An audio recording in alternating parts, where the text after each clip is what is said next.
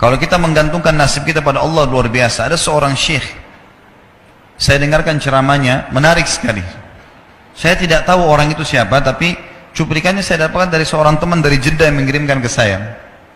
Orang ini cerita, syekh ini menceritakan, cuplikannya ada di HP saya. Dia bilang, saya satu waktu pernah ke Mesir, dan di Mesir ini saya lagi dari satu daerah mau ke Kairo, dari Iskandaria, satu kota, mau ke Kairo. Itu saya tiba di Kairo mungkin sekitar jam 2 malam. Pesawat saya selepas subuh harus berangkat kembali ke Saudi. Dia bilang, saya telepon pengurus masjid, saya mungkin mau mampir di masjid yang saya ceramah kemarin di Kairo itu. Saya mau tinggal di sana mungkin 2 jam, 3 jam istirahat. Nanti habis itu baru kemudian saya berangkat ke Saudi habis subuh. Dia bilang, saya masuk ke masjid, tiba jam 2 malam, turun dari mobil, saya lihat masjid, lampunya nyala semua nih. Kemudian setelah saya masuk masjid, saya temukan ada orang di mihrab, imam, lagi sujud, nangis-nangis. Dan luar biasa, tangisannya itu kalau orang dengar, membuat orang yang dengar pun mau menangis. Jadi saking luar biasa dia, merengeknya sama Allah dalam sujudnya. Kata syekh ini, saya pun sambil berdoa sama Allah, ya Allah kabulkan permintaannya orang ini. Walaupun saya belum tahu apa yang diminta gitu. Dia bilang selesai dia sholat, saya dekati dia, saya bilang, Masya Allah, doa apa ini? Luar biasa ini. Doa yang diikuti dengan tangisan di sepertiga malam menjelang subuh. Allah turun ke langit bumi, dikabulkan nih. Dia bilang, demi Allah syekh. Karena syekh ini orang Arab biasanya panggil, bisa orang pintar, bisa orang kaya, bisa orang tua. Jadi kalau antum dipanggil syekh, jangan bangga dulu ya. Karena banyak maknanya itu. Ya. Jadi dipanggil syekh. Kita tidak tahu, biasa juga di Saudi begitu ya. Kalau ada orang kita tidak kenal dipanggil syekh, syekh sini syekh. Walaupun antum bukan syekh sebenarnya gitu. Ya. Maka dia bilang, demi Allah syekh. Dia tidak tahu kalau ini orang memang ulama gitu.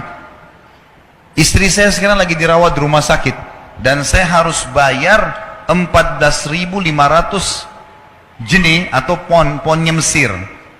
Saya harus bayar rumah sakit. Kalau enggak istri saya enggak bisa dioperasi. Ini sudah parah sekali. Kata syekhnya, jadi gara-gara itu kau sujud sama Allah. Dia bilang, iya, lanjutkan nangis sama Allah. Allah tidak akan menyanyiakan orang yang ikhlas minta padanya. Lanjutkan, nikmati sujudmu. Pasti Allah akan berikan jalan keluar. Dia bilang, iya baik. Orang itu dia bilang kembali lagi ke mihrab, nangis lagi.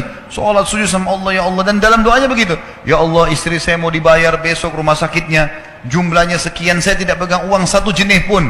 Ini 14.500 jenih, banyak sekali. Maka dia bilang, orang ini bilang, baiklah kalau begitu. Syekhnya ini bilang, saya mau tidur dulu. Saya istirahat 1 jam, menjelang azan subuh dia bilang, ada marbot masjid datang bangunin saya. Sudah azan, saya sholat qobliyah, sholat sunatul fajr. Waktu iqamah, pengurus masjid tahu kalau dia ini ulama, dipanggil, dia bilang, syekh tolong jadi imam. Dia bilang, saya capek, baru istirahat 1 jam, 2 jam malam. Biarlah imam. Dia bilang, tidak apa-apa, ayat-ayat pendek aja, baca surah-surah pendek aja. Kata syekh, baiklah. Dia bilang, saya baca surah-surah pendek. Rupanya, mikrofon masjid karena keluar di luar, ada satu pengusaha Mesir, apartemennya itu dekat masjid, dan dia suka ikuti ceramahnya syekh ini di YouTube. Dia bilang, turun dari apartemennya, ikut sholat berjamaah di masjid, karena dia kenal suaranya orang ini gitu. Begitu selesai sholat, dia bilang, saya lagi zikir, datang orang itu. Dia bilang, syekh, ahlan wa sahlan di Mesir. Saya salah satu penggemar Anda di YouTube, dan saya dengar suara tadi. Saya tadi mau sholat di masjid lain, saya ke masjid ini. Dia bilang, syekh, saya mau minta tolong satu hal.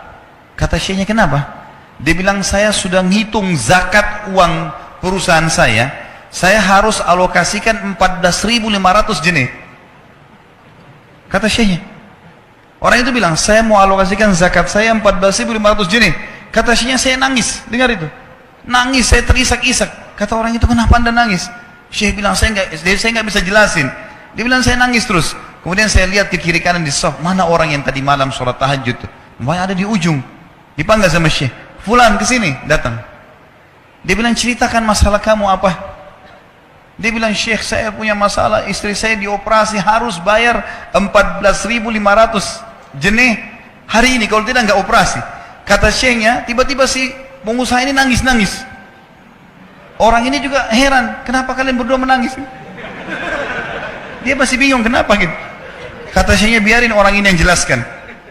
Yang punya usaha bilang apa? Demi Allah Syekh, saya sudah 1 minggu taruh uang ini di lemari saya, sudah 1 minggu. Setiap hari istri saya bilang, turunkan, lakukan haknya Allah, zakat itu keluarkan. Dia bilang, saya ingin dapat 1 orang yang saya kasih langsung, daripada saya bagi-bagi. Saya mau 1 orang saya kasih, selesaikan masalah dia, dan Allah selamatkan saya di akhirat. Orang ini jadi nangis. Orang yang punya minta butuh nangis. Kata pengusahanya, ini uangnya, silakan, 14.500. Semoga Allah selesaikan urusan saya di akhirat gara-gara saya bantu kamu. Kata syekhnya, demi Allah yang terjadi, orang ini, yang siapa namanya, orang yang punya uang ini, yang dikasih uang, dia tiba-tiba lupakan saya dan lupakan si pemilik uang. Dia langsung angkat kepalanya ke langit sambil menangis mengatakan, ya Allah, aku mencintaimu. Terpenuhi kebutuhannya, gitu kan? Kuasa Allah. Teman-teman, cuman kita selalu buru-buru. Kalau seseorang kita di perusahaan mau dinaikkan gajinya saja, mau naikkan jabatannya, dia harus tulis permohonan. Tidak mungkin juga baru hari ini dimasukkan kemudian ketuk ruangan di rootnya, mana permintaan saya kemarin, atau hari ini, nggak mungkin. Seminggu dia sabar, 2 minggu dia sabar, dengan berharap datang panggilan. Kenapa dengan Allah subhanahu wa ta'ala kita tidak begitu, teman-teman? Banyak orang buru-buru, dan kebanyakan orang mau menggantungkan permintaannya kepada Allah hanya pada hal-hal yang kecil, hal yang besar tidak, atau sebaliknya, hal yang besar, hal yang kecil tidak. Kenapa tidak pernah minta sama Allah dikasih motor, dikasih mobil, dikasih rumah? Kenapa hanya minta kalau penyakitnya dihilangkan baru kembali kepada Allah? Itu pun seringkali kita jadikan Allah nomor 30, teman-teman sekalian. Ke dokter ini, ke dokter itu, resep ini, resep. Nanti kalau sudah mentok nggak bisa sembuh baru sholat tahajud. Hah? Salah. Islam mengajarkan kita apa? Sebelum makan berdoa, sebelum tidur berdoa, sebelum aktivitas berdoa, sebelum ke dokter doa dulu supaya Allah jadikan kesembuhan. Karena dokter resepnya cuma semoga lekas sembuh, tidak ada pasti sembuh.